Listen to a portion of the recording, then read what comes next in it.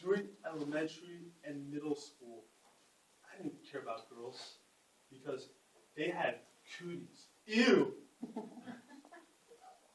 Then came high school. That's when my focus shifted back to women. I met this girl named Dee Dee. She was the head cheerleader.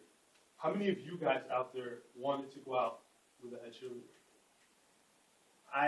The tradition of our high school was we had a strong football program.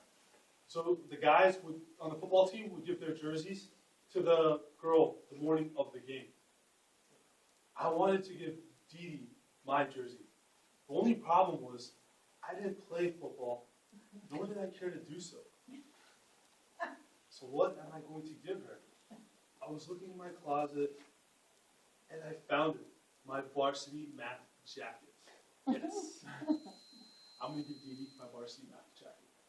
The next day, I see Dee Dee, I approach her, I offer her my varsity math jacket.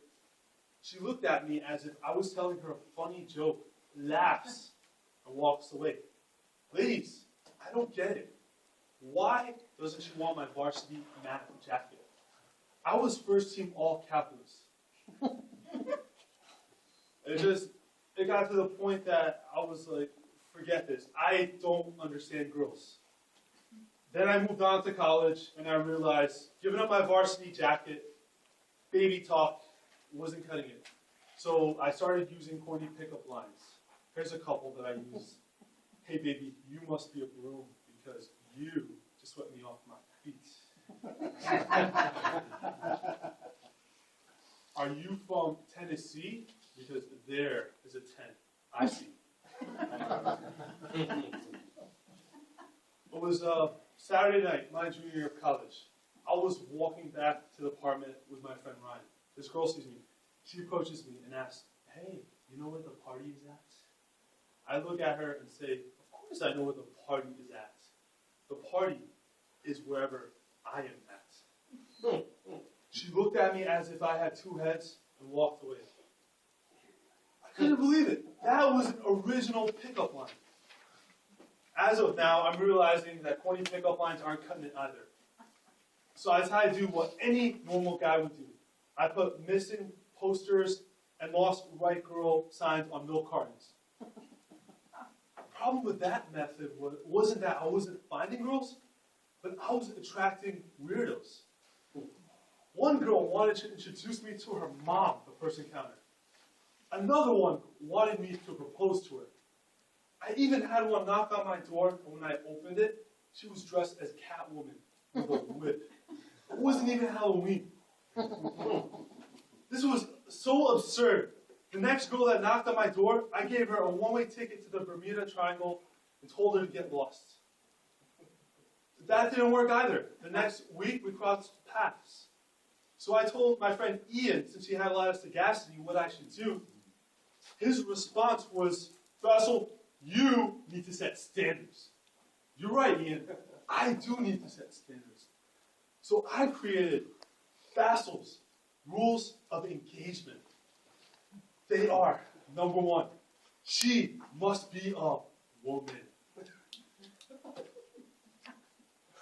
Number two, there are no exceptions to rule number one.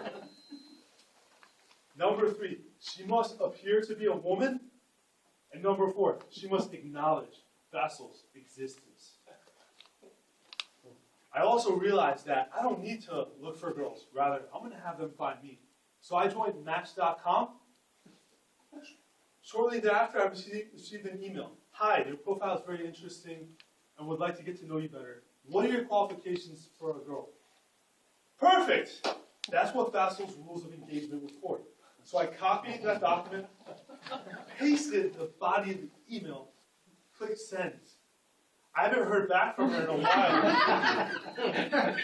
That's a good thing because she probably didn't meet rule number one. As you can see, when it comes down to rules for meeting the right girl, there are none. Personally, you shouldn't even care. I feel I could be Mr. Right, as I have a strong work ethic, great leadership skills, and am so cool that if the sun was to get too close to me, it would freeze.